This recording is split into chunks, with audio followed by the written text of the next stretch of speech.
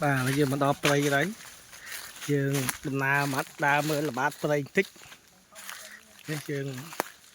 mình là sang mình cứu vai qua đầu năm phôi phong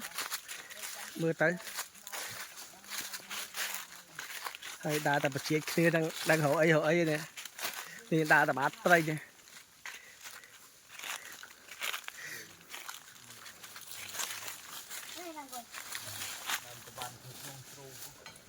ô đàm đỏ quân này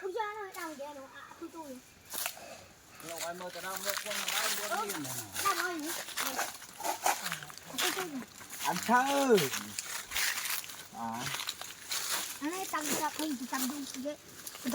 cái bọc cối của bà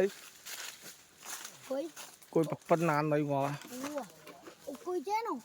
à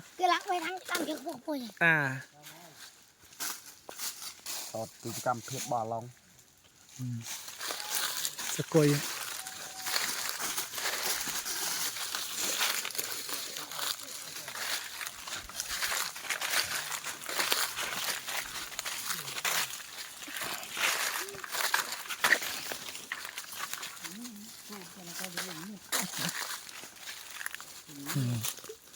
nhưng mà sang